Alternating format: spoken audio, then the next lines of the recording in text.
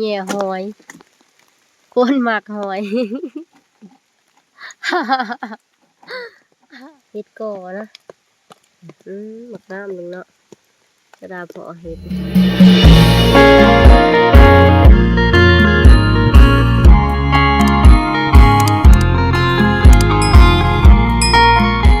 สบายดียามสาวพี่น้อง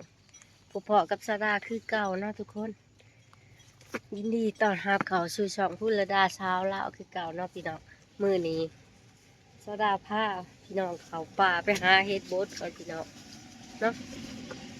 ถอดหน้าเฮ็ดบดออกเลยเฮ็ดบดมันเอาเนาะสาดาไปมาหาเป็นไปกระบอกกระบะ2 คนมื้อนี้เนาะผ้าพี่น้องเขาป่าเนาะเลาะป่าพี่น้องจักสิมาหรือบ่เนาะเลาะไปเบิ่งเรื่อยๆ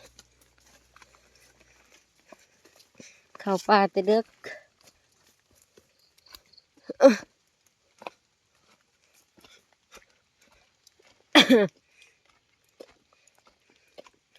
เดินป่าเดินเขาพี่น้องแต่สาวเหมือนพ้นก็ตกลิ้นเลยเด็กพี่น้องก็อยู่เขาเนาะเปียกเปะเปะเปะเปะขมือโอ้มาจากไล่ไปข้างไทยเลยพี่น้องพ้นตกเลยก็เฮ็ดบดออกจะได้ก็อยากขับป่ามาหาเฮ็ดบดเนาะค้อนก็นี่ออกมาจากเลยปกติค้อนก็นี่มันจะเคยมีเฮ็ดบดเลยพี่น้องมื้อนี้คือว่าบ่เห็นเนาะมันบ่ทันออกว่าน้ำลากับไปป่าเลยปุ๊ไปไหว้แทะอย่างพี่หลอกคือกันได้นี่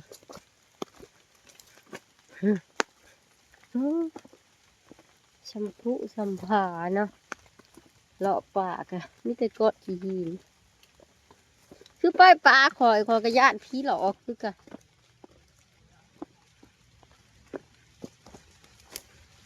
ขาเนี่ยเอาหางไหว้ตายแท้อ๋อเฮ็ดอีหยังอะไรพี่เนาะเฮ็ดสิเนาะไม่เฮ็ดสิก็จะเอาขายได้เด้นี่เนาะเฮ็ดสิก็ลายเนาะสบายดีไอ้คำลาหาเฮ็ดหรือหาหอยเอาดอกมันหาเฮ็ดหรือหาหอยโอ้ยมาหาเฮ็ดเหมือนว่าอยากได้หอยคนเฮาเนาะสร้างเป็นหอยหอมเฮาบ่เคยกินเฮาก็บ่กินหอยหอมมันก็มีทุก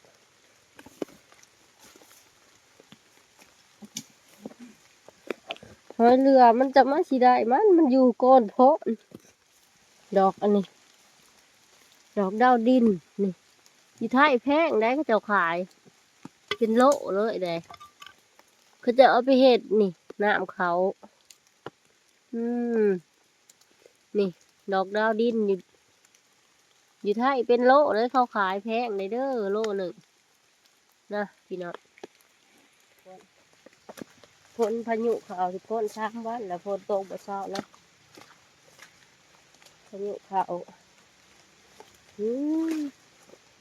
โหทำไมไล่ก้อนคือสิออกเนาะก้อนทำไมไล่ทุกคนคือสิออกอย่าไปไว้ดีเลยนี่เฮ็ดนี่นี่เฮ็ดขาวเลยทุกคนนี่เนาะเฮ็ดก่อนะหมักน้ำหนึ่งเนาะกระดาษพอเฮ็ดนี่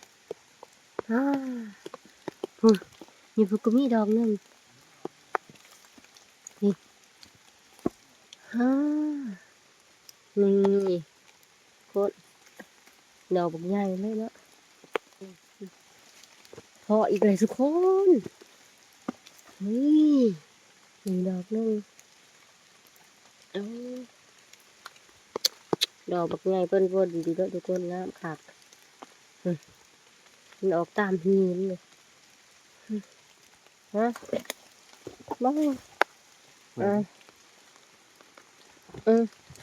หาอีกไล่ยัง โอ้ยปลามันซะโอ้จะเป็นช่างเนาะไล่เอาแม่กังกะจักแสบจักนัววางได้ใช่ขี่ไล่เอาแม่นี่ ของแก้ม โอ้หืมโอ้นี่แต่ใบเตยอ้าวพี่บ่จะมาสอดป่าหันเฮ้ยโอ้น้ำห้องด้วยทุกคนว้าวนี่จะดาพอหอยเรือทุกคนหอยเรือ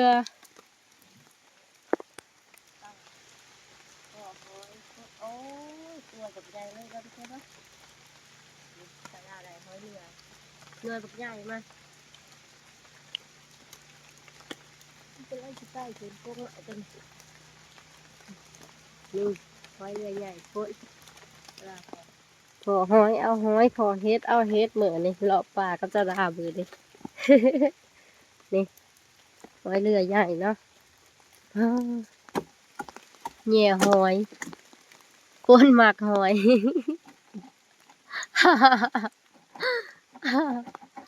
มีบ่แหละฮะ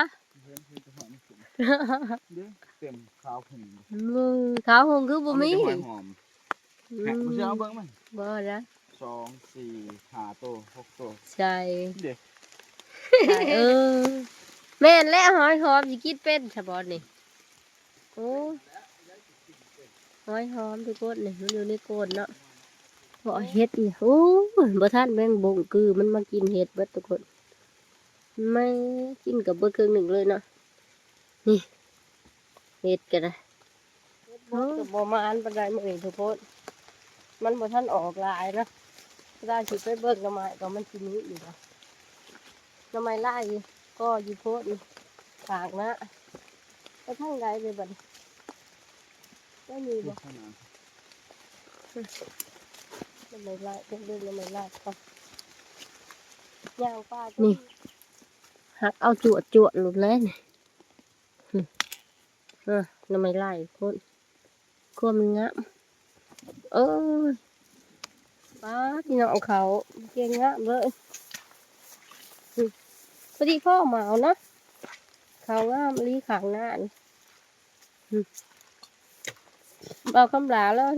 เห็นหน้าเขางามเด้อโอ้เป็นตาชิดิมีอันน้ำขาวอยู่ดอกเนี่ย โอ้เขามีแต่ห่วงใหญ่ๆเนาะโอ้โหป้าเขางามพอมันงามทุกคน มีสองสีแดง เขา หาขวบเป็นตาใดมีอันน้ำขาวอยู่ดอกเนี่ยนี่เนาะเห็ดขาวก็งามนะโอ้เป็นตาใดมีอันน้ำขาวอยู่ดอกเจ้าแล้วพอหน่อไม้ไล่ก็เอาหน่อไม้ไล่เอออื้อหืออืมอืมนี่เอาไปเลยทำงานเอาไปต้มหน่อไม้ก็ได้เฮ็ดกระเพาะทุกคนผูกว้าวทุกคนเฮ็ดนี่โอ้เฮ็ดก็ออกหลายเนาะตัวนี้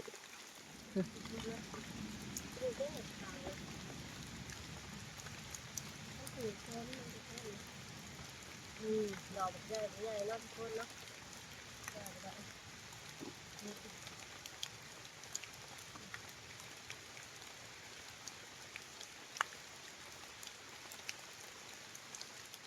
ทุกคน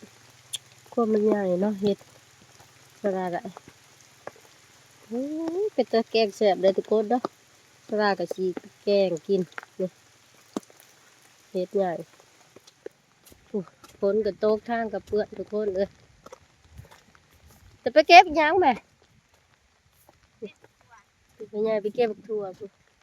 อ้าวฝนกับตกเลอะอยู่